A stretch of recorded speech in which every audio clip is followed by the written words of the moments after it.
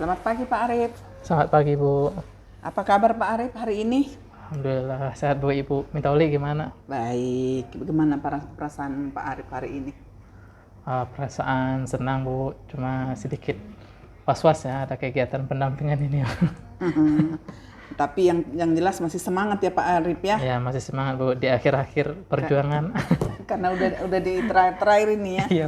Soalnya tinggal ini PI 5 satu kali lagi Satu udah lagi. selesai. Nah, mudah-mudahan nanti hasilnya terbaik ya Pak Arif. Amin. Bu. Jadi sekarang makin semangat apa biasa-biasa aja? Makin semangat Bu. Makin semangat. Itu yang kita harapkan Pak Arif.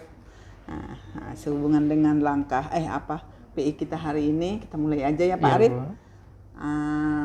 Untuk fokus pendampingan kita hari ini ada 4 topik bahasan kita hari ini. Yang pertama tentang refleksi penerapan aksi nyata pada modul 3.1 ya, yang sudah pernah Bapak alami di sekolah ini. Ya, seperti apa nanti Bapak dalam pengambilan keputusan. Ya, ini salah satunya. Kemudian yang kedua, rancangan program yang berdampak pada murid. Ya, itu program ini harus nanti ada aksi nyatanya ya. Dan ini harus ada hasilnya. Nah, itu terkait modul 3.3. Nah, kemudian juga saya nanti akan menanyakan Bapak tentang perkembangan komunitas praktisi yang mungkin sudah jalan ya Pak ya. Sudah jalan, bagaimana nanti peran-peran Bapak di komunitas tersebut, apa dampaknya terhadap pembelajaran Bapak. Nah, itu nanti fokus pendampingan kita yang ketiga. Dan yang terakhir nanti kita akan membahas tentang penilaian keterampilan coaching dari teman sejawat yang sudah Bapak bimbing ya. Dari pertama membuat RPP, kemudian lalu pra-observasi, lalu observasi, nanti pasca observasinya kita nanti sama-sama melihat seperti apa Bapak dan teman sejawatnya sudah melaksanakannya di kelas ya Pak ya. Dan pra-observasinya dan pembahasan-pembahasan tentang pembelajarannya dia terkait dengan pembelajaran yang berdiferensiasi ya Pak. Nah, nanti akan kita bahas di sini.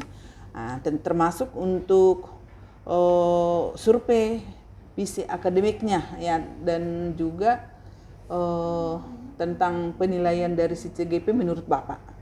Nah, boleh kita mulai ya Pak Arif ya? Tapi sebelum kita mulai Pak Arif, setelah sebulan terakhir dari Lokakarya 4, Bapak sudah kemarin banyak tugas-tugas yang ditugaskan kepada si CGP tersebut. Sebulan terakhir ini kira-kira apa Pak yang Bapak sudah laksanakan Pak? Sebulan terakhir ini? Sebulan terakhir ini kan kita mempelajari modul ya Pak. Modul 3.1 yaitu coaching supervisi akademik. Yang kedua adalah modul 3.2 pemimpin dalam pembelajaran. Dan yang terakhir yang 3.3 adalah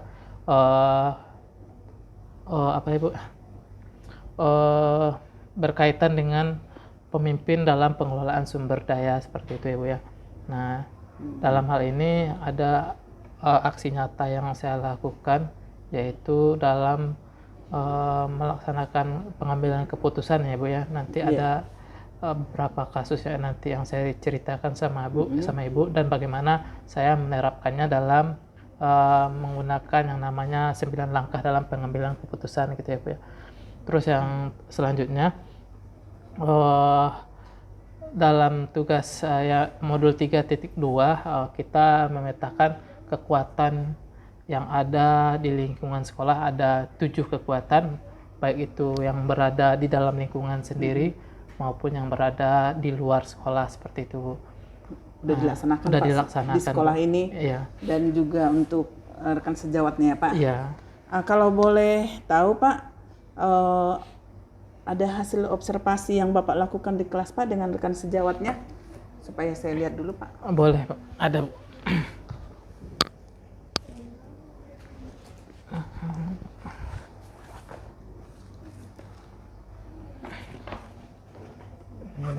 Kegiatan observasi yang saya lakukan bersama rekan sejawat. Lembar catatan pra-observasi, kemudian penilaian, kemudian modul ajar. Ini komunitas. Ya, udah lengkap ini Pak ya. Iya Bu. Sudah dilaksanakan, berarti nanti akan kita bahas lebih lanjut ini ya Pak. Iya Bu. Nah, kita lanjut dulu dengan coaching PI kita. Saya pegangin dulu. Terkait penerapan modul aksi nyata 3.2 Pak, yang sudah mungkin Bapak input di LMS ya, tentang pengalaman Bapak, bagaimana Bapak memetakan Kekuatan aset sumber daya yang ada di sekolah ini. Kemudian refleksi proses pembuatan pada sumber daya, saya akan menanyakan beberapa pertanyaan ya Pak ya. Bagaimana proses Bapak Arif untuk menentukan atau mengidentifikasi sumber yang ada di sekolah Pak? Apa saja itu sumber daya yang ada di sekolah ini Pak, yang mungkin Bapak sudah bisa identifikasi? Pertama, dalam melakukan identifikasi kekuatan atau aset yang ada di lingkungan sekolah ya Bu ya, di mana ada 7 kekuatan yang ada dimiliki oleh sekolah. Ada aset manusia, ada aset sosial, ada aset fisik dan politik, lingkungan, finansial, dan modal agama dan budaya Bu ya. Langkah yang pertama yang saya lakukan, pertama saya melakukan wawancara bersama kepala sekolah seperti itu Bu. Yang kedua yang saya lakukan adalah wawancara dengan wakil kepala sekolah. Dalam hal ini saya lebih banyak wawancara wakil hubin, wakil sarpras, wakil kesiswaan. Nah, 3 wakil yang saya wawancara. Lalu setelah mewawancara semuanya, ada yang tidak lupa karena kita SMK ya Bu. Tentu kita lebih mengutamakan industri ya Bu ya, industri. Nah, dalam hal ini ada TEVA yang menjadi kekuatan juga bagi kita di SMK 49 Jakarta. Selain itu ada juga saya mewawancara yang namanya LSP, Lembaga Sertifikasi Profesi. Ini bertujuan untuk anak-anak yang lulusan punya standar industri seperti itu Bu. Ini hal-hal yang saya wawancara dalam kegiatan yang ada di lingkungan sekolah. Selanjutnya saya juga melakukan wawancara dengan tokoh setempat yang kebetulan RW, wakil RW yang ada di sekitar lingkungan sekolah. Dan yang terakhir wawancara bersama orang tua murid seperti itu. Kalau boleh tahu ya Pak Arif ya, Bapak wawancara ini tujuannya untuk apa ya Pak ya? Tujuan melakukan wawancara supaya kita dalam pemimpin dalam pembelajaran tahu kekuatan atau aset yang ada di lingkungan sekolah kita, yang tujuannya apa? Tujuannya untuk menghadirkan pembelajaran yang berpusat kepada anak-anak kita supaya anak-anak kita merdeka dalam belajar seperti itu. Bagus sekali. Jadi banyak sekali ternyata sumber daya sekolah yang bisa dimanfaatkan ya. Iya, banyak banget. Dan Bapak sudah mewawancarai bagaimana nanti ke depannya, kalaupun Bapak nanti menggunakan sumber-sumber daya ini terkait dengan pembelajaran yang Bapak lakukan ya, berarti nggak ada masalah ya Pak, lancar semuanya. Kalau misalnya ada kendala atau tantangan yang Bapak hadapi saat identifikasi sumber daya, bagaimana Bapak mengatasinya? Dalam hal ini kalau saya menghadapi kendala dalam menghadapi untuk memetakan aset yang ada di lingkungan sekolah, tentu saya akan bertanya kepada pakarnya Bu ya. Kalau seandainya berkaitan dengan keuangan, tentu ada bendahara sekolah gitu. Kalau berkaitan dengan siswa, tentu ada wakil kesiswaan. Nah, itu aja yang saya lakukan Bu untuk menghadapi tantangan. Ada pernah Bapak alami, misalnya ada contoh yang Bapak alami tantangan itu jadi dipertanyakan kemudian mengambil hasil yang terbaik, pernah? Ada Bu, terkait dengan dunia industri ya Bu ya. Dunia industri, karena saya pada wawancara wakil Hubin masih secara umum ya Bu ya. Saya masih belum merasa puas dengan atas jawaban yang diberikan. Akan tetapi dalam hal ini tentu saya bisa bertanya kepada bursa kerja yang ada di 49 atau BKK. Lalu saya bertanya dengan LSP dan guru BK Bu. Beliau lebih paham tentang yang ada siswa di lingkungan sekolah. Bagus sekali Pak ya. Akhirnya dengan Bapak kerjasama dengan bertanya ke yang orang-orang yang membidanginya, sehingga bisa terbuka jawabannya secara lebar. terbuka jawabannya secara lebar, akhirnya bisa anak-anak kita itu misalkan menggunakan aset-aset ini ya, Iya, ya, seperti itu ya Pak Arif. Iya, Bu. Iya. Nah, berarti tantangan bisa diatasi ya Pak ya. Iya, bisa, Pak. Dengan berkoordinasi dengan bidangnya, ahlinya yang ada, dengan ahlinya di situ. Setelah Bapak bisa memetakan atau mengidentifikasi sumber daya sekolah, bagaimana perasaan Bapak? Untuk perasaan ya, dalam hal ini kita sebagai pemimpin ya Bu ya, pemimpin dalam pembelajaran, ini hal yang sangat perlu kita lakukan karena kita tahu kekuatan-kekuatan yang ada di lingkungan sekolah kita, yang tujuannya itu tetap untuk menghadirkan minat belajar siswa yang berkaitan dengan profil pelajar Pancasila seperti itu, Bu. Nah, ya, itulah alhamdulillah senang lah gitu, Bu. Perasaannya senang ya Pak ya, senang. Karena dengan adanya Bapak tadi sudah mengidentifikasi aset-aset ini, kemudian kalau ada kendala-kendala dalam pemanfaatan aset-aset ini, Bapak langsung konsultasi dengan bidang ahlinya. Lalu dengan merasa senang bisa mengetahui kekuatan ya, itu tadi kekuatan di sekolah yang memang sangat mendukung dengan pembelajaran Bapak, seperti itu ya Pak Arif. Iya, Bu. Nah, yang mau saya tanyakan lagi Pak, apa pertimbangan Bapak dalam menentukan sumber daya sekolah? Pertimbangan yang saya lakukan dalam menentukan sumber daya sekolah, tentu yang pertama apa ya Bu ya, ini sumber daya ini yang bisa dimanfaatkan oleh siswa itu buat apa, seperti itu Bu. Nah, umpamanya kita di sekolah punya beberapa lab gitu ya Bu ya. Beberapa lab, tentu pertimbangan yang mesti kita lakukan, lab ini digunakan buat seperti apa aja kegunaan dan identifikasinya seperti apa gitu Bu. Jadi banyak pertimbangan yang memang benar-benar kegunaannya itu untuk apa, dan memang ini yang harus sesuai gitu ya, yang memang sesuaikah dengan pembelajaran saya. Kalau memang sesuai, kenapa nggak dimanfaatkan gitu ya kan? Kita lihat misalnya apa yang ada di sekitar kita ini, sesuaikan dengan pembelajaran kita, lalu pertimbangan itu lalu dilaksanakan. Ya Pak. Saya mau tanyakan lagi Pak, adakah sumber daya selain yang ada sumber daya sekolah yang bisa ditemukan atau bisa digunakan dalam proses yang sudah berlangsung tadi? Mungkin dari eksternal mungkin Pak? Eksternal. Ada Bu, ada beberapa sumber daya eksternal yang ada di luar lingkungan sekolah yang bisa kita manfaatkan.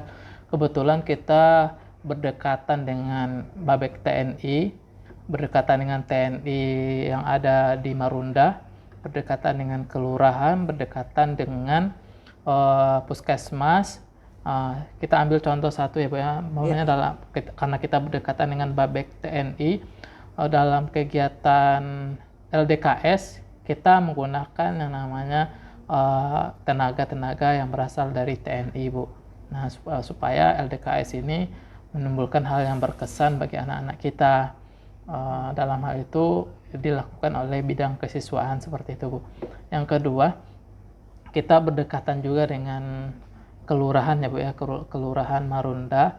Dalam hal ini kita mengundang orang-orang kelurahan seperti Dukcapil yang ada di kelurahan untuk merekapitulasi KTP yang ada, yang sudah siswa yang sudah bisa memiliki KTP seperti Bu, yang udah berusia 17 tahun.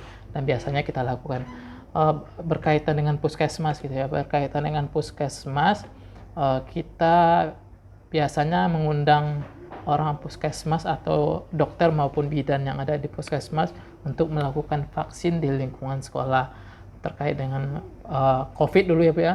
COVID kita dulu karena ada yang terkontaminasi dengan COVID positif, kita mengundang orang puskesmas untuk melakukan swab di lingkungan sekolah seperti itu Bu.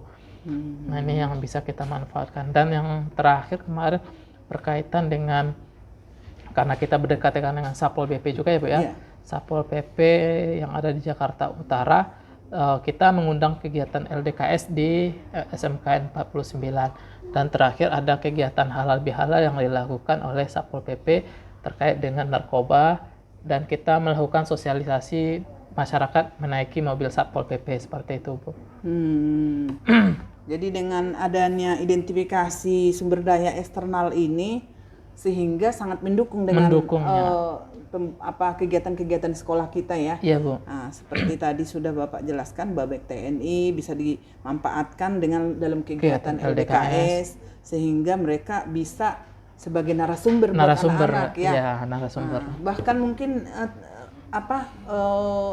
ruangannya kali bisa dipakai apa enggak tuh? Ya, waktu kegiatan itu sehari di sekolah, sehari berada di Babek TNI dan ruangannya bisa digunakan untuk menginap di situ.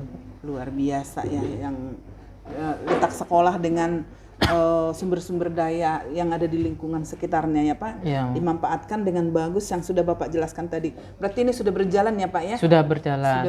Terakhir kita melakukan kegiatan LDKS dengan Satpol PP karena Babek TNI menolak ya Bu, kita melakukan alternatif lain menggunakan Satpol PP. Ada di sekitar ini juga? Ada Bu. Nah, kemudian juga tadi ada puskesmas juga bisa melaksanakan vaksin dan mungkin juga bisa penyuluhan kesehatan, penyuluhan gizi buat anak-anak ke depannya ya Pak, ya, saran Bu, saya. Bisa.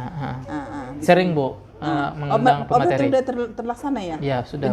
Penyuluhan yang mungkin bisa dilaksanakan di sekolah ini memanfaatkan sumber-sumber daya eksternal yang ada di lingkungan sekolah. Berarti terlaksana dengan bagus ya Pak Arief ya?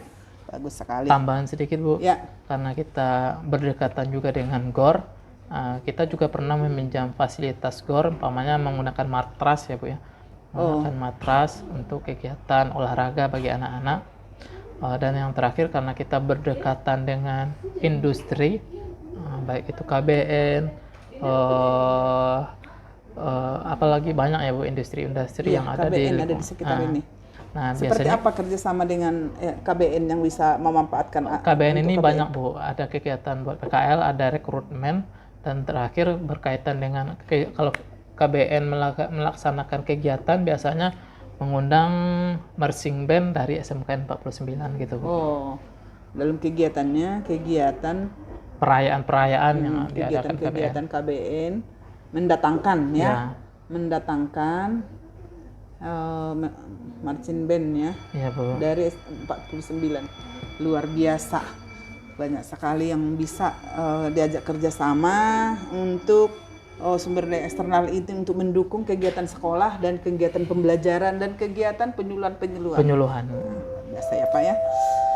Kemudian terkait modul 3.1 Pak, ya, Bu. Yaitu proses pengambilan keputusan dengan yang berpihak kepada murid ya Pak. Saya mau menanyakan kepada Bapak tentang pengambilan keputusan yang menurut Bapak itu sudah pernah Bapak laksanakan.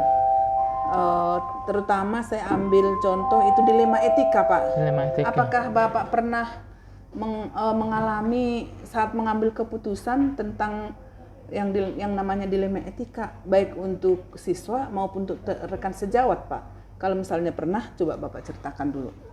Yang pernah saya mengalami dilema etika ya Bu, dilema etika ini yang saya alami bersama siswa Bu. Bersama siswa waktu itu di kelas yang baru juga, wali kelas saya yang sekarang juga ada, dan wali kelas sebelumnya juga ada ya Bu. Saya ceritakan yang sebelumnya aja dulu Bu. Yang dilema etika yang saya alami pada saat pembelajaran COVID ya Bu ya. Tentu banyak siswa yang tidak mengerjakan tugas ya Bu. Mengerjakan tugas yang dia mengikuti kegiatan Zoom, sekedar mengikuti Zoom, tidak melaksanakan tugas dengan baik. Dan pada waktu itu wakil kesiswaan mengundang anak ini supaya datang ke sekolah. Dalam hal ini terpaksa saya mengundangnya, dan dalam hal ini anak ini udah terancam Bu, karena tidak melaksanakan tugas sama sekali yang diberikan oleh guru mapelnya banyak yang tidak setuju anak ini naik. Akan tetapi saya sebagai wali kelasnya waktu itu menyarankan kepada guru-guru berikan kesempatan kepada anak-anak ini. Dalam hal ini tentu bagaimana cara biar saya yang bertanggung jawab untuk menyelesaikan tugas-tugasnya. Jadi dalam hal ini saya meminta anak ini untuk selalu hadir ke sekolah, dan melaksanakan memantau pekerjaan yang diberikan, dan saya setor kepada guru mapel yang bersangkutan gitu Bu. Dan pada waktu dekat ini ada beberapa kasus juga yang saya alami di sini. Dalam hal ini karena saya sebagai wali kelasnya ya Bu ya, ada siswa yang selalu minta izin pada saya, minta izin, alasannya seperti ini, lalu pada hari berikutnya minta izin juga, alasannya seperti ini, ban bocor, sepeda motornya rusak, seperti itu. Jadi saya nggak terlalu yakin dengan izinnya anak yang bersangkutan. Cuma pada saat pembelajaran bersama guru lain ada seperti berkas bercak-bercak karena silet seperti itu Bu. Jadi dalam hal ini terpaksa saya meminta guru yang bersangkutan, karena guru itu adalah guru kompetensi juga ya Bu ya, untuk bercerita bersama saya, mendampingi anak ini bagaimana apa yang dialami. Dalam hal ini anak tersebut adalah miskomunikasi bersama orang tuanya, dan anak tersebut pengennya sekolah di sini, tapi orang tuanya memaksa untuk sekolah di sekolah yang lain di madrasah seperti itu ya Bu. Jadi adalah kegalauan dari anak tersebut. Dalam hal ini saya mempertimbangkan ya Bu, mau nggak orang tuanya diundang. Dalam hal ini anaknya menolak sedikit ya Bu, menolak untuk diundang orang tuanya untuk datang ke sekolah karena takutnya saya dimarahin sama orang tua karena cerita dengan sekolah gitu. Karena melihat anak itu murung, tidak seperti teman-temannya yang lain yang happy gitu ya Bu ya. Jadi dalam hal ini di hari Seninnya saya pikir-pikir tetap mengundang orang tuanya. Jadi hari Senin saya undang orang tuanya jam 8. Hari itu juga saya undang, saya kirimin undangannya. Lalu dalam hal ini saya nggak menceritakan ke anaknya terkait dengan kasus yang dialaminya ke sekolah tadi. Orang tuanya datang, saya minta orang tuanya datang, saya minta cerita apa sih sebenarnya yang terjadi di lingkungan sekolah, di lingkungannya. Jadi orang tuanya menceritakan secara detail, sebenarnya tidak ada masalah Pak dalam hal ini.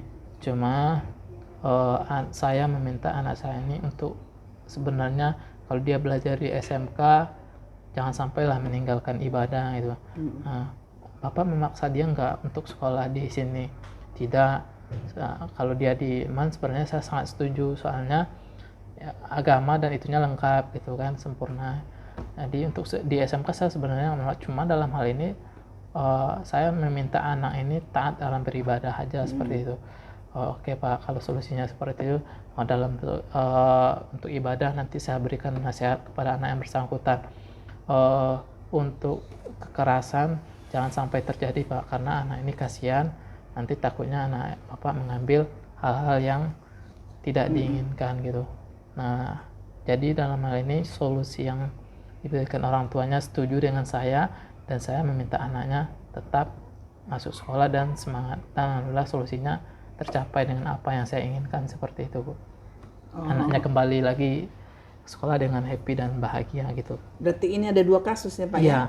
Kasus pertama tadi anak tidak mengerjakan tugas-tugas. Iya, anaknya masih anak yang sama Bu. Oh masih anak yang sama. Yang pertama tidak melaksanakan tugas Bu. Tidak melaksanakan cuma tugas. Di tahun lalu. Saat ini pembelajaran daring. Daring gitu. Zoom ya kan? Yang mau jadi dilema apa nih Pak? Yang mau jadi dilema dia tidak mengerjakan tugas. Kalau menurut kita kan ya sudah tidak naik gitu. Yang menjadi dilema etikanya di sini Bu, anak ini sebenarnya kalau dalam aturan sekolah udah tinggal kelas maupun aturan dari kementerian ya Bu ya. Anak ini udah tinggal kelas. Cuma dalam hal ini kalau kita terpaksa meninggalkan anak sekolah, tentu ini menjadi beban pikiran juga buat anak itu ya Bu ya. Sehingga saya meminta kita pertimbangkan lagi, karena di sisi lain bukan hanya di sekolahan kita aja, kita melihat di kementerian ada guru yang mengeluh, ada anak yang mengeluh dengan kegiatan daring di Kementerian Pendidikan gitu Bu, dalam rapat-rapat apa gitu. Cuma kasihan juga anak ini nggak lolos, kita berikan kesempatan, tapi anak ini tetap mengerjakan tugas yang diberikan oleh guru itu. Jadi langkah-langkah mengambil keputusan ini Bapak sudah terapkan semua ya Pak ya? Ya. Sehingga Bapak masih menahan, istilahnya masih mau anak-anak ini berubah dan tidak divonis tinggal kelas. Ya. Kalau tadi dari peraturan sudah harus tinggal kelas. Ya, itulah dilema yang Bapak alami untuk supaya anak ini kalau misalnya tinggal kelas jadi apa nanti gitu kan? Jadi apa? Nah, jadi dilema etika di satu sisi harus tinggal kelas, keputusan guru-guru. Di sisi yang lain Bapak harus menaikkan dengan langkah-langkah pengambilan keputusan yang mungkin Bapak sudah bisa melihat dari segi pengambilan keputusan yang bertanggung jawab. Ya, itu apa Pak yang dasarnya Bapak tadi? Salah satunya untuk anak ini supaya tetap tidak diberikan kesempatan, tidak dinaikkan diberikan kesempatan, tidak tinggal kelas. Langkah-langkah apa tadi Pak yang sudah Bapak sesuai dengan keputusan yang 9 langkah itu, dasarnya apa Bapak dari antara 9 itu? Yang 9 langkah itu yang menjadi dasarnya itu ada 3 apa ya Pak ya? Pak itu. Salah satu aja yang mengena dengan langkah-langkah pengambilan keputusan yang berpusat kepada siswa ya, yang bertanggung jawab gitu. Jadi Bapak kan tadi ada dilema etika, kemudian memberikan kesempatan, ya. Dalam ini tetap memberikan kesempatan, kita melakukan uji ya Bu ya. Uji ya. Ada uji, ada nggak dia melanggar ketentuan hukum yang ditetapkan oleh, kalau melanggar ketentuan hukum tentu ada ya Bu ya, melanggar yaitu anak ini sudah lama tidak masuk, tidak melakukan kegiatan daring, berarti alfa gitu ya, dan tidak mengerjakan tugas sama sekali gitu. Nah, cuma dalam hal ini pertimbangan saya supaya anak ini tetap dinaikkan sekolah, karena kasus ini tidak hanya dialami oleh SMK 49 saja, dialami oleh sekolah-sekolah yang lain seperti itu Bu. Iya, jadi Bapak bisa membuat keputusan tentang si anak ini karena Bapak sudah mengidentifikasi, sudah punya data, ya sudah memanggil orang tua, sudah proses sudah uji ya, benar-benar akan dibenarkan misalnya. Tapi kalau misalnya benar dia memang benar-benar bersalah dan tidak ada yang bisa kita buat untuk mendukung anak ini untuk naik kelas, mungkin Bapak memutuskan tidak juga menekan anak ini, tetapi dengan uji Bapak sudah bisa membuat keputusan yang memang benar-benar sesuai dengan anak ini ya. Ya, kita kira-kira seperti itu tadi yang saya tangkap ya Pak Arif. Kalau untuk rekan sejawat, apa pernah Bapak mengalami dilema etika mengambil suatu keputusan Pak? Belum pernah ya, sampai saat ini belum pernah. Belum pernah Bu. Berarti semuanya berjalan dengan masih baik aja. Nah, itu tentang ini.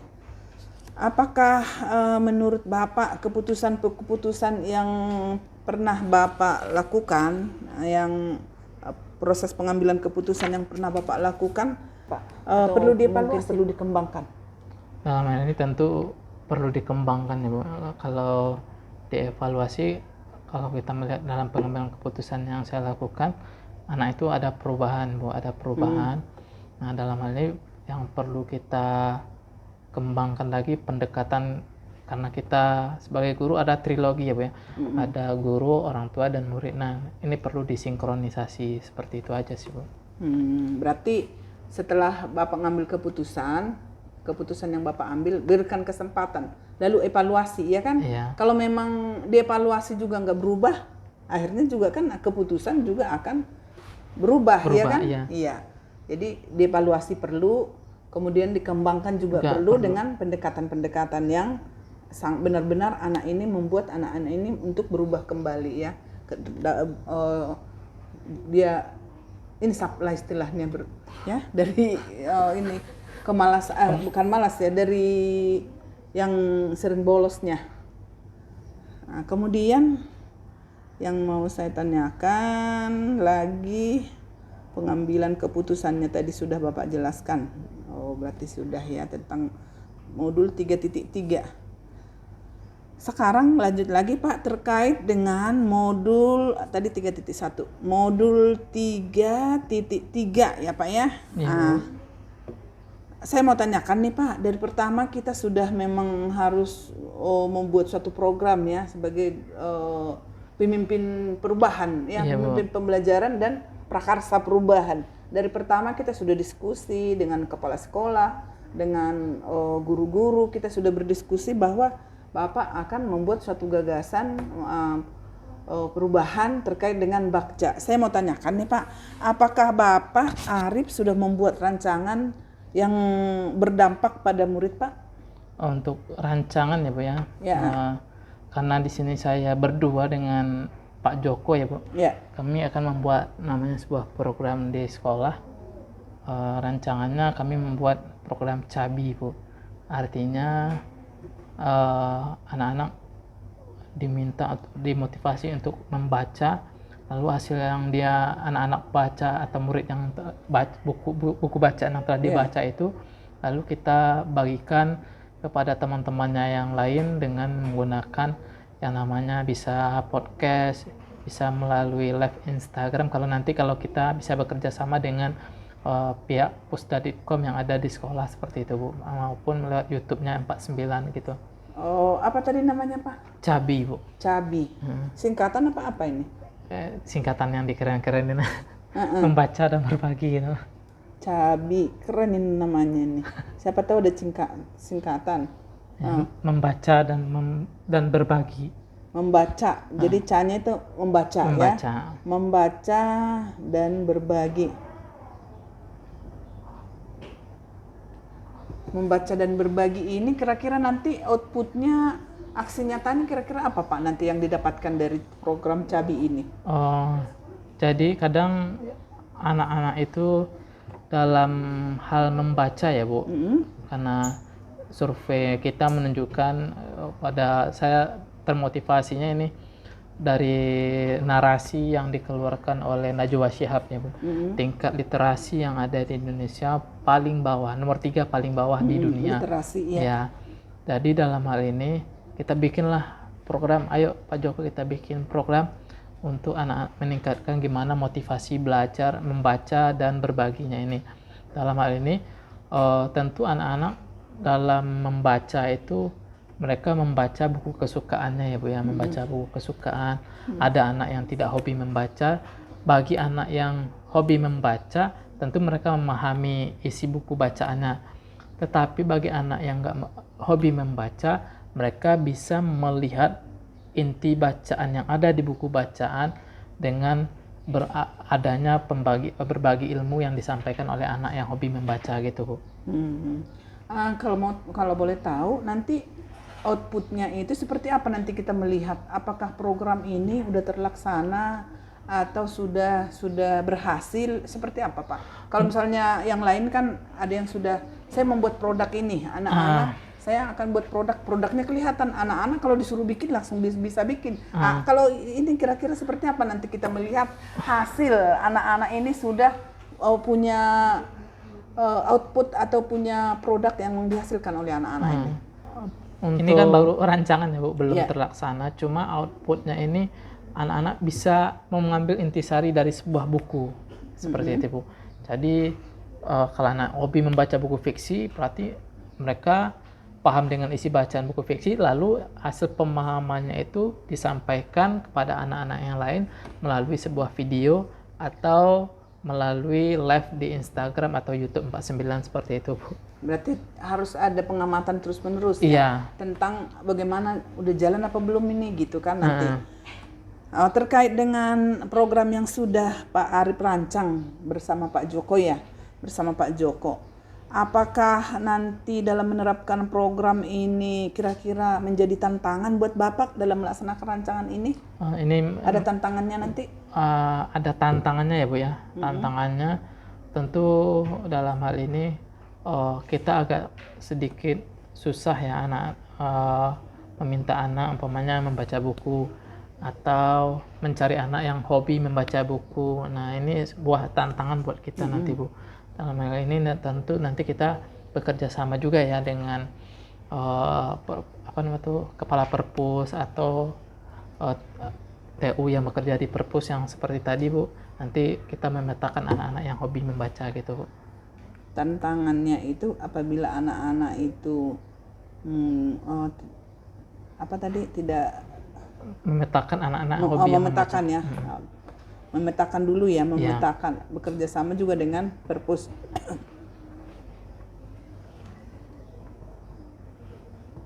Ini programnya ya Pak. Iya Bu. Tantangannya tadi udah bisa dihadapi dengan ini, melaksanakannya dengan memetakan dan bekerja sama dengan perpus. Dan juga nanti mungkin Bapak harus selalu aktif untuk melihat perkembangan anak-anak itu sudah membaca apa belum, sudah mulai aktif semuanya atau masih ini di saat-saat awal-awal aja gitu kan. Ini namanya program kan harus berjalan terus-menerus ya kan Pak. Di kelas juga saya melakukan sebuah program ya Bu ya. Ya. Ini apa itu, Pak? terkait dengan peristiwa yang saya alami juga ya Bu. Terkala saya di supervisi sama orang Casio yang berasal dari Singapura itu ya Bu. Singapura, jadi terkala melakukan sosial percakapan dengan beliau, saya kan tentu nggak bisa bahasa Inggris ya Bu. Bahasa Inggris, lalu hasil percakapan saya diterjemahkan lagi oleh pihak yang kedua. Jadi saya nggak mau juga dialami oleh terutama yang berada di wali kelas saya Bu. Jadi setiap hari Rabu itu setiap anak di kelas 10 AKL 1 selalu menggunakan bahasa Inggris, tetap bahasa Inggris, English Day gitulah istilahnya. Nah, ini program yang saya lakukan dalam kelas dan alhamdulillah program ini berjalan sampai sekarang ya Bu. Cuma dalam hal ini saya tidak memberikan laporan atau melakukan liputan terhadap percakapan anak-anak selama dalam kelas gitu Bu. Ini Tapi ini udah berjalan udah apa berjalan. atau baru mau? Sudah berjalan ya. Semester 2 ini Bu. Jadi anak-anak udah terbiasa dong dengan setiap Rabu, dengan berbahasa Inggris ya. Setiap Rabu anak-anak itu wajib menggunakan bahasa Inggris. Kalau nggak bisa, kalian harus cari kosakatanya gitu, lalu sampaikan. Ini program yang sudah berjalan itu English Day. Nah, setiap Rabu. Setiap Rabu ya. Berarti nanti programnya ini nanti kita tunggu ya Pak ya. Ya, Bu. Kita tunggu nanti di P6, soalnya nanti akan menjadi aksi nyata Bapak. Ya. Aksi nyata Bapak yang output dari anak ini harus kelihatan bahwa Bapak nanti sebagai guru penggerak di sekolah ini apa yang kelihatan hasil nyata dari dua penggerak yang ada di sekolah ini ya. Salah satunya itu nanti kita lihat di P6 ya Pak. Iya Bu, siap. Ini kan udah tinggal sebulan nih, berarti Bapak harus memang benar-benar ekstra ya, benar-benar fokus dengan program ini Pak, biar nanti bisa kita lihat hasilnya di P6 dan panen raya. Nah, kemudian terkait dengan perkembangan komunitas praktisi, nah, masih jalan atau udah bagaimana Pak program komunitas praktisinya? Komunitas praktisi yang saya lakukan di 49 sampai sekarang ya Bu ya, berkaitan dengan P5 Bu. P5 yaitu proyek profil pelajar Pancasila, dan ini masih berjalan sampai sekarang. Terakhir kita melaksanakan yang namanya kebekerjaan. Temanya adalah tema kebekerjaan gitu Bu. Berarti komunitas praktisinya tentang pembahasan tentang P5 ya? Iya, P5 Bu. Ini yang dilibatkan berarti ada 17 guru. Karena kita baru kelas 10, berarti kita melibatkan yang guru-guru yang mengajar di kelas 10. Semua yang mengajar di kelas 10? Kelas 10. Atau rata-rata guru umum Bu, guru umum. Kemudian yang MGMP pembelajaran yang sejenis jalan nggak apa? Yang berjalan ya MGMP matematika Bu, yang di lingkungan sekolah. Penerapannya Ibu ya, tentu dalam sebuah hal yang kita lakukan, hal yang pertama tentu kita minta memiliki kolaborasi yang kuat Bu. Jadi kolaborasi yang kuat ini bisa berdampak positif terhadap program yang kita lakukan. terutama dalam kegiatan belajar mengajar yang saya alami di kelas sendiri. Nah, tentu dalam hal ini kita harus benar-benar mempersiapkan apa yang akan kita lakukan dengan matang seperti itu, Bu. Apa kaitannya dengan komunitas praktisi itu? Jadi dalam komunitas praktisi ini kan banyak ide-ide ya Bu, yang banyak ide-ide yang muncul dari teman-teman. Dari ide-ide yang muncul itu tentu kita akan memilih ide yang terbaik yang telah kita sepakati, begitu juga dalam pembelajaran gitu Bu. Ide-ide dari teman-teman yang 17 orang guru itu, berbagi lah istilahnya ya, guru berbagi yang memang sama-sama mengampu pembelajaran di kelas 10. Nah, dari berbagi itu Bapak menerapkan di pembelajaran Bapak ya, di pembelajaran sendiri. Sehingga banyak peningkatan atau bagaimana Pak? Banyak peningkatan dan perubahan yang dilakukan gitu Pak. Banyak perubahan yang Bapak lakukan ya setelah mendapatkan ide-ide dari teman-teman sejawat dari komunitas praktisi ini. Berarti banyak ini ya Pak ya, yang sudah Bapak lakukan terkait ini ya Pak. Apa saja perubahan yang menyenangkan yang Bapak Arif alami dari rekan komunitas praktisi dari yang Bapak lakukan? Hal yang paling menyenangkan ya Bu. Jadi dalam komunitas praktisi yang saya lakukan sekarang itu guru-gurunya luar biasa semangatnya ya Bu. Semangatnya luar biasa. Contoh dalam kegiatan akhir P5 kita aja kemarin tuh Bu, kita sedikit apa ya Bu ya, ada perbedaan pendapat lah gitu kan dalam menyukseskan kegiatan P5 ini. Umpamanya pada kegiatan akhir dulu saya mintanya kita mengadakan podcast yang berkaitan dengan orang-orang sukses di lingkungan sekolah, di lingkungan baik di lingkungan sekolah maupun di lingkungan luar. Cuma dalam hal ini ada pendapat teman kita bikin kayak drama aja gitu. Drama gimana orang berusaha buka usaha gitu, dan drama yang berkaitan dengan dunia kerja. Dalam hal ini yang kami terima, yang diterima oleh teman-teman, yaitu membuat drama. Dalam hal ini wah hasilnya memang luar biasa juga gitu. Bisa membuat drama ya? Ya. Membuat, termasuk anak Bapak sendiri yang di pembelajaran yang Bapak ajari? Ya. Bisa.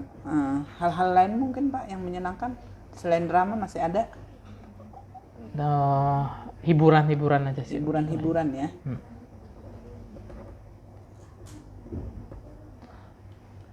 Terus dalam pembuatan modul ya, bukan modul yang membuat adalah Pak Joko dan saya sebagai pengisi daftar hadirnya ya Bu. Jadi dalam pembuatan modulnya itu ilmu Canva bisa digunakan gitu. Biar modul kita lebih menarik. Pembuatan modul yang lebih menarik, pembuatan modul yang lebih menarik lagi. Menarik. Contohnya Canva ya. Ya. Kemudian apa dukungan yang Pak Arif perlukan untuk komunitas praktisi agar bisa terus belajar bersama Pak? Dukungan yang saya butuhkan dalam kegiatan praktisi ini ya Bu. Pertama dukungan dari pimpinan sekolah, baik itu karena ini berkaitan dengan kepala sekolah dan wakil kurikulum, itu yang lebih utama Bu, yang pertama kali. Terus yang kedua yang dibutuhkan sekali yaitu berkaitan dengan dukungan finansial Bu, karena dalam kegiatan P5 tentu kita butuhkan dana-dana ya Bu ya, namanya dana mendatangkan pemateri. Nah ini sangat dibutuhkan oleh komunitas praktisi yang kita alami pada saat sekarang ini. Kenapa demikian? Karena di tahun lalu kita nggak kepikiran Bu, nggak kepikiran untuk menginputkan data atau dana yang kita butuhkan dalam kegiatan P5 ini. Jadi kita agak sedikit kesusahan untuk mendatangkan materi, sehingga kita perlu lagi membuat yang namanya proposal permohonan kepada kepala sekolah agar mencairkan dana yang berkaitan dengan P5, sehingga kita bisa mendatangkan pemateri dari luar. Karena ini berkaitan dengan tema kebekerjaan ya Bu, kita mendatangkan pemateri dari dunia industri gitu Bu. Apa setelah membuat proposal ini bisa dananya dicairkan? Cair? Ya cair. Cair ya, berarti nggak ada kendala ya? Nggak ada kendala. Hanya di keuangannya saat kita mengalami kendala di keuangan, begitu ada proposal dananya nggak langsung lama cair, berarti gitu, Pak. nggak harus melibatkan eksternal untuk bantuan-bantuan enggak ya? Enggak, Pak. Nah, kan ada juga yang seperti itu. Karena sekolah udah punya pos-pos tersendiri untuk dana ini, akhirnya dana ini nggak bisa diutak-atik buat komunitas praktisi ini. Sedangkan komunitas praktisi ini butuh narasumber mungkin dari luar. Akhirnya untuk mendatangkan narasumber dari luar, kerjasama dengan ini, yang itu tadi, aset-aset sumber daya yang bisa dimanfaatkan untuk mendatangkan narasumber dari eksternal ya, Bu. Tapi ini masih bisa ditangani. Ya, nggak apa-apa kalau masih berjalan dengan lancar, berarti tantangan bisa teratasi ya, Pak ya. Nah, terkait dengan dialog pasca observasi hari ini,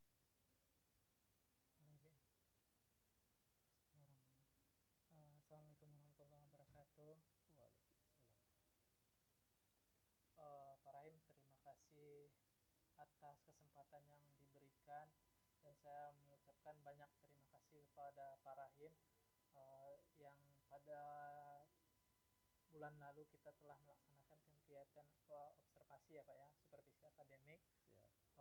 Dan saya sekali lagi mengucapkan banyak terima kasih atas waktu yang diberikan kepada saya pada hari ini. Nah, ada hal yang saya tanyakan kepada Bapak Rahim, yaitu yang Bapak Rahim pahami tentang supervisi akademik itu seperti apa, Pak Rahim? Jadi supervisi akademik ya, menurut pemahaman saya adalah mengamati secara langsung proses pembelajaran di kelas yang diawali dengan persiapan, kemudian pelaksanaan, lalu ada proses akhir atau evaluasi penilaian ya. Berarti ada yang namanya pengamatan yang dilakukan di dalam kelas, lalu kita melakukan evaluasi seperti itu. Menurut Pak Rahim, supervisi itu hal yang menyenangkan atau menyeramkan? Idealnya ya itu harus disikapi dengan baik, karena di sana banyak pelajaran yang bisa dijadikan perbaikan untuk pembelajaran berikutnya. Tentang kekurangannya apa, dengan hal-hal yang baik apa, karena ada saja yang perlu diperbaiki gitu. Jadi sebenarnya kegiatan coaching supervisi akademik yang kita lakukan ini adalah sebuah mitra kita. Saya sama Pak Rahim adalah sebuah mitra di mana kita akan melihat kekurangan dan kelebihan yang Pak Rahim lakukan selama pembelajaran seperti itu. Lalu berkaitan dengan kekurangan itu Pak Rahim sendiri yang nanti menentukan solusi apa yang akan Bapak Rahim ambil, baik itu bisa dilakukan sendiri ataupun nanti kita akan melakukannya dengan teman sejawat gitu, agar kebaikan ke depan kita bisa melakukan pembelajaran yang lebih berpihak pada anak-anak kita seperti itu, Pak Rahim. Nah, pada tanggal 10 April kemarin kita melakukan yang namanya kegiatan pra-observasi gitu ya, Pak. Terus kita melakukan yang namanya kegiatan supervisi di dalam kelas seperti itu, Pak.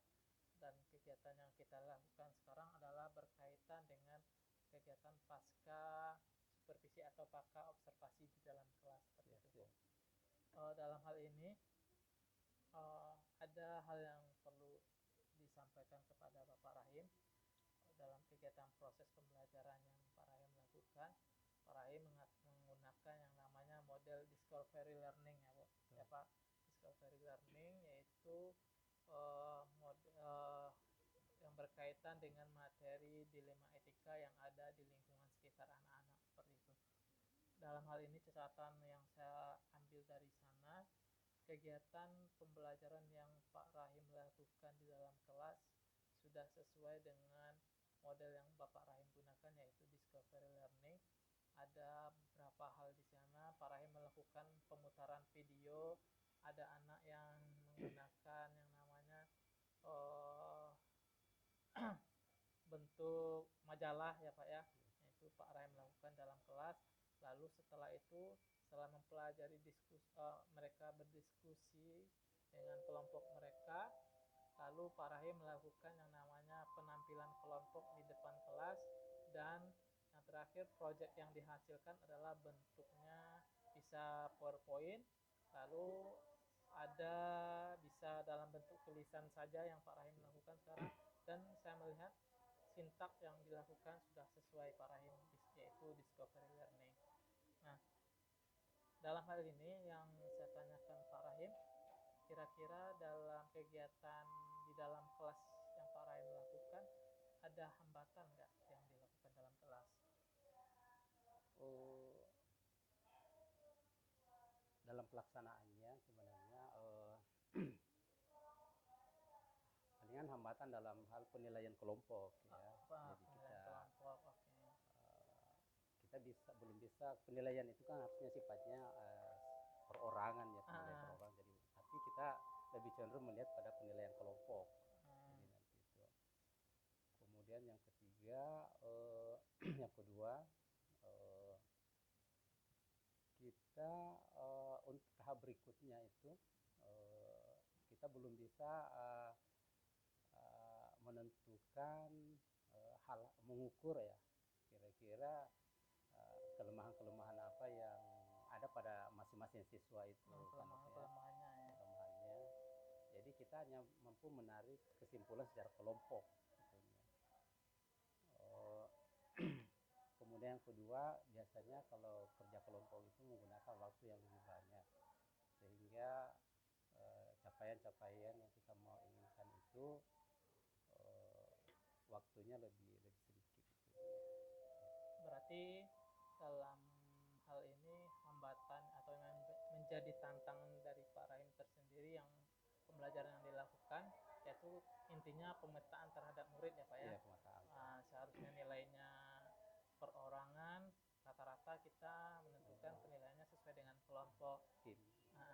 Terus kelemahan-kelemahan yang ada pada murid, kita agak susah mengidentifikasinya seperti itu Pak. Terkait dengan kelemahan yang dilakukan, apa hal yang Pak Rahim lakukan nantinya? Perbaikan apa yang Pak Rahim gambarkan?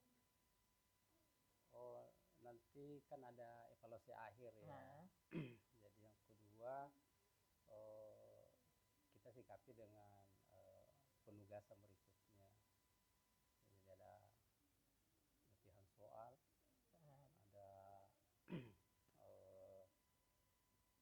membuat modul aja gitu ya Pak ya? Dia membuat modul aja. Jadi hal yang nanti Pak Rahim lakukan adalah melakukan evaluasi akhir berupa penilaian, terus membuat modul ajar yang lebih berkaitan menentukan karakter anak seperti itu ya Pak, menggambarkan karakter anak. Kira-kira Pak Rahim butuh teman sejawat untuk melakukannya ini? Ya pasti butuh. Butuh teman sejawat. Oke. Kira-kira apa yang dibutuhkan Pak?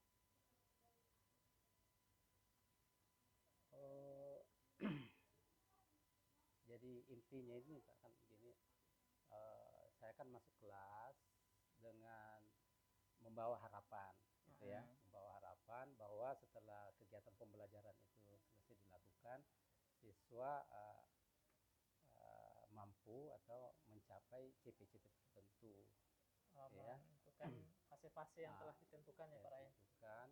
Kemudian saya juga harus memastikan bahwa tujuan-tujuan yang sudah ditentukan itu bisa dipastikan bisa tercapai. Bisa dipastikan tercapai tujuan-tujuan yang akan dilakukan di dalam kelas seperti itu Pak.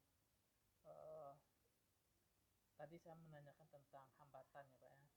Kira-kira pertanyaan saya yang kedua nih Pak. Pertanyaan saya yang kedua, dalam kegiatan pembelajaran yang Pak Rahim lakukan dalam kelas, kegiatan apa yang sudah berlangsung baik? Yang pertama bahwa sudah mampu menciptakan kelas itu hidup. Suasana hidup. Artinya berpihak kepada murid ya Pak ya. kedua terjadi interaksi ya. Interaksi. Interaksi antara siswa satu dengan lainnya, siswa dengan guru. Kemudian mereka nyaman gitu ya. Ya, karena tidak ada beban di antara mereka gitu. Karena terkadang siswa itu ada merasa apa namanya, ada takut, tekanan apa dan lain sebagainya. Mereka sepertinya lepas gitu ya. Nah, itu hal-hal yang baik. Kemudian dan ukurannya itu ya mereka mau bertanya, berdiskusi gitu ya Pak ya. Oke. Dan saya melihat itu dalam kegiatan pembelajaran yang Pak Rahim lakukan, anak-anak itu happy dalam bertanya, baik itu model apa namanya tuh, karena materi kita adalah materi dilema etika ya Pak ya. Dilema yang ada, dilema problematika sosial yang ada di lingkungan, mereka nggak segan-segan bertanya terkait dengan dilema etika ya, dilema lingkungan yang ada di sekitarnya ya Pak ya. Kira-kira apa nanti yang perlu Bapak kembangkan dalam kegiatan pembelajaran berikutnya? Lebih apa namanya, dalam stimulusnya itu perlu apa namanya, tayangan yang lebih bervariasi. Tayangan yang bervariasi ya Pak ya. Selain video ada Majalah gitu ya Pak ya. Dan kemudian hal-hal yang real yang mereka dekat dengan mereka, sehingga mereka lebih mudah untuk mengeksplor ya teman-teman. Oke. Berarti dalam hal ini sumber pembelajaran yang nanti Pak Rahim lakukan lagi nantinya yaitu yang lebih bervariasi ya Pak. Video bervariasi, bahan bacaan yang bervariasi. Baik Pak Rahim, nanti tindak lanjutnya akan saya lihat, mudah-mudahan Pak Rahim melakukannya dengan baik dan mampu bekerja sama dengan rekan-rekan sejawat. Terima kasih Pak Rahim. Sekian kegiatan pasca observasi kita dalam kelas. Saya mengucapkan banyak terima kasih lagi kepada Pak Rahim. Saya juga banyak dibantu. Ya,